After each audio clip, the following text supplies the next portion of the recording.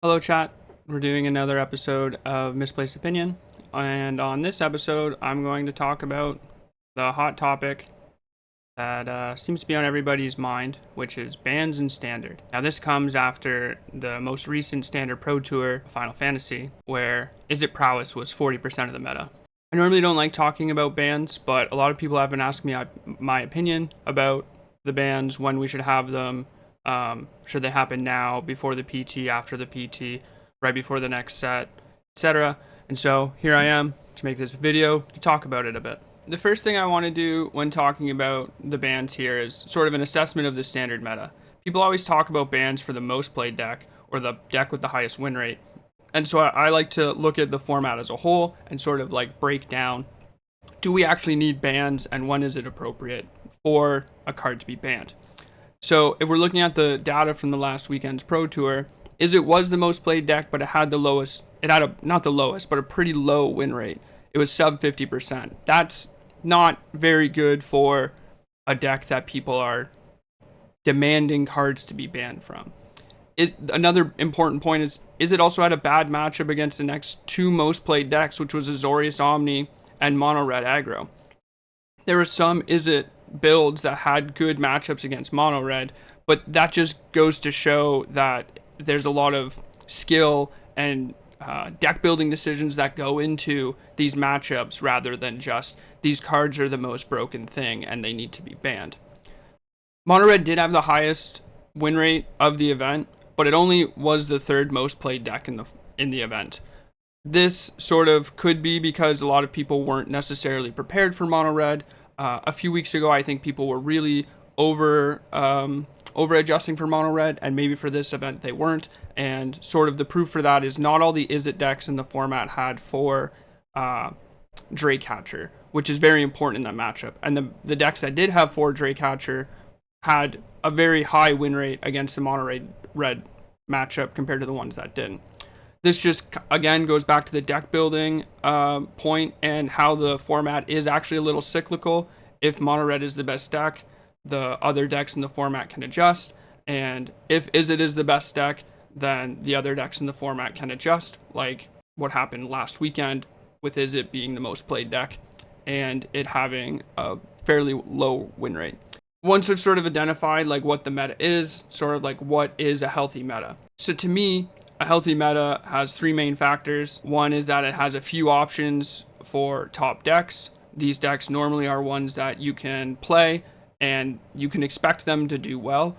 They aren't oppressive, or they aren't necessarily warping the format themselves in a way that it's like you have to play these decks or lose, but they are the most powerful things to be doing. I think this format falls into that. You have 3 decks, Mono Red, Izzet, and Omni, that are good choices week to week. They also have a lot of different ways to be built. I touched on the Izzet thing of some had Draycatcher, some didn't. If Mono Red sort of went down in meta share, and you were more worried about the decks with temporary lockdown, like Blue-White Control or Omni, you would want to have less Draycatchers in your deck, etc., etc. The next point I have follows the first point, and it's when there are a few options for top decks, the meta becomes cyclical week to week. So this means that rather than there be one specific deck that shows up at the top every single week, you have these top decks, or these top decks, maybe a few decks below them, that are sort of like winning events and taking the top spot, or being the best deck, quote unquote, in the format. And I think this has been happening. Last few weeks, Omni has been winning events on Magic Online and Standard. Mono Red has been a force in the format for a year or so, but isn't winning everything. And Izzet, for example, was the most played deck, but had a pretty low win rate last weekend, even though there was a lot of copies in top 8. I think this just goes to show that the format is sort of healthy. I think it's important for a meta to have sort of a rock, paper, scissors feel to it.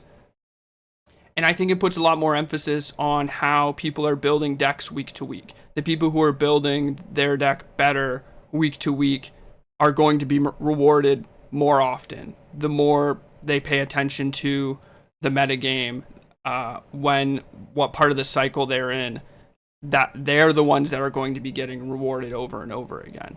If there's just one deck at the top, then you don't really have to think or change a lot of your deck list. You can just jam the same thing over and over again. I think that's rather unhealthy. I think for this format, there are a few options. The meta is cyclical. My third point, and this is probably the most important for the meta that we're talking about right now, is that there's diversity in what cards are in the top decks. For the most part, I think that Omni, Izzet, and Mono Red are fairly diverse. The outlier to that sort of fairly diverse is that Monstrous Rage and Monastery Swiftspear show up in both Mono Red and Izzet, and are pretty important in both decks, depending on what build. Now, I don't think Monastery Swiftspear is necessarily a very powerful magic card that should be banned. Monstrous Rage, on the other hand, is very, very, very strong, and I think has a fairly strong argument for it to be banned. I don't think that it supports a healthy metagame. I don't think that it supports diversity in what cards can be played in these decks. There's been a lot of conversation about what cards aren't being played in Mono Red that could be played if Monstrous Rage wasn't in the deck, because Monstrous Rage is just so much better. Now, I know that you always have to have good cards, you always have to have powerful cards, but I think that it's possible Monstrous Rage is too strong. And if Monstrous Rage isn't too strong, then, you know, maybe something else in these red decks are too strong. Despite my feelings on Monstrous Rage, I do think that this metagame is healthy. I do think that it falls into all the factors of what I think a healthy metagame is, and I think that if you wanted to make an argument and say that this is unhealthy, I think it really just leans on the fact that Monstrous Rage might be too strong. I would prefer a meta to be like this overall. It just happens that this is an extreme example. Again, I want to point back to the way that the Izzet decks were built for the Pro Tour. The ones with 4 Drake Hatcher were very good against Mono Red, and the ones that didn't have 4 Drake Hatcher weren't as good. To me, this shows that even though there are 3 decks, each deck can be built uniquely to target the other decks in the format. Even though that there are very powerful cards in the format, they don't completely remove the skill or the choices that go into playing the game and deck building.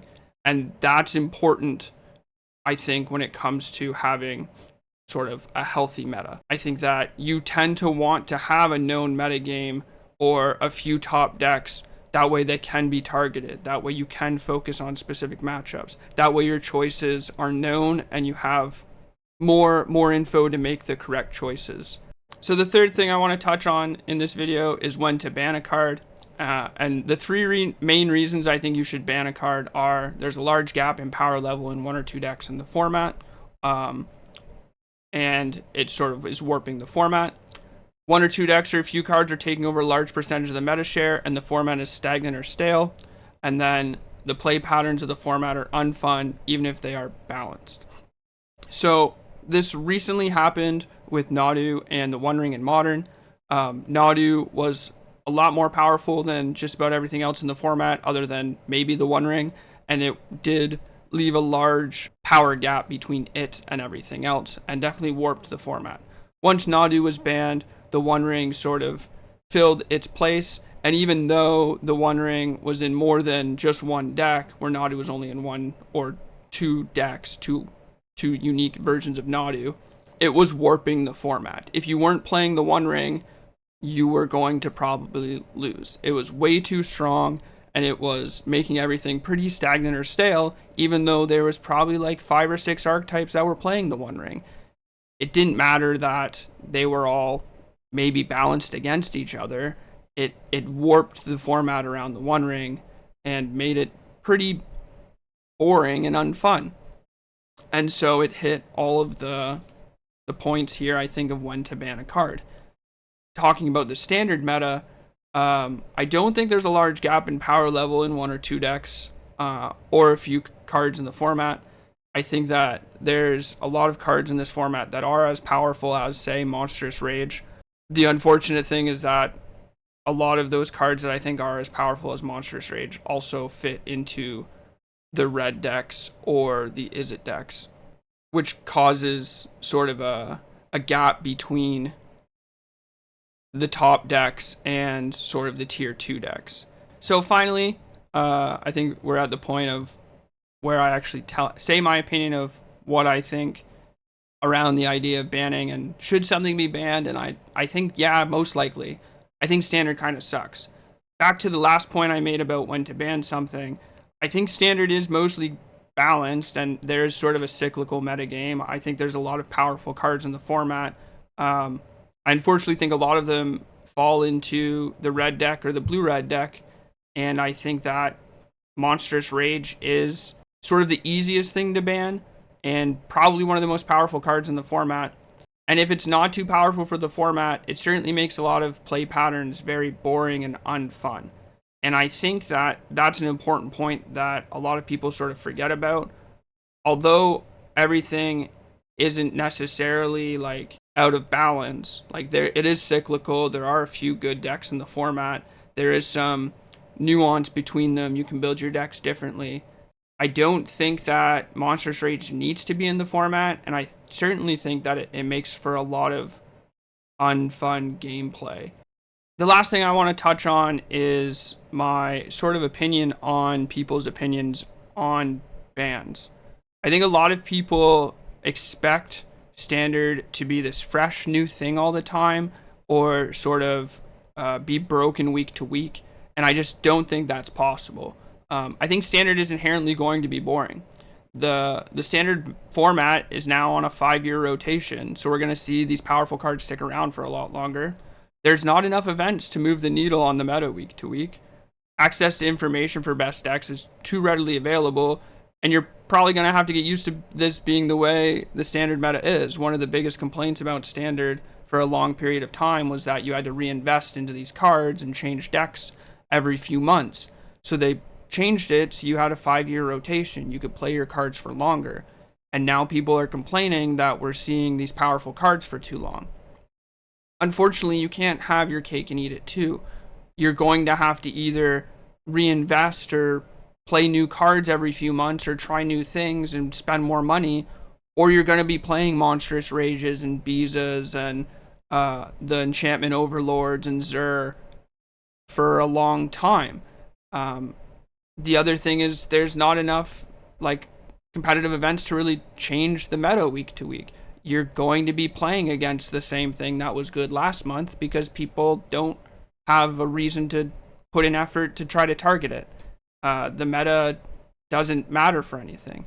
If you look at the Pro Tour data, it was targeted pretty heavily and had a sub 50% win rate. That means people were focused on it. They cared about beating it because they were playing a Pro Tour. There aren't Pro Tours every weekend. There aren't Grand Prix that often. Why would people care to try to target these decks? There isn't any reason for the meta to move at all. And then finally, access to information for the best deck is too readily available. We kind of knew that the blue-red cards were good before because, you know, they read very well. But access to how good they were was, you know, it's a little too quick. People figure out how to share that info, how to get that info, and when that info isn't being exchanged as easily, things move slower. You have a lot more diverse metagames, and you don't have 40% at the Pro Tour. I do think that this Pro Tour was an outlier, but if you look at the data for the past few years, the decks that were known good decks going into these events were at the top of the metagame in a large play percentage. I think this is just going to keep happening. You can't really get away from it, unfortunately. And that's just something you're probably going to have to get used to. Anyways, chat, that's all I have for this video. If you liked it, please, I don't know, leave a comment or whatever. Appreciate you watching. Bye.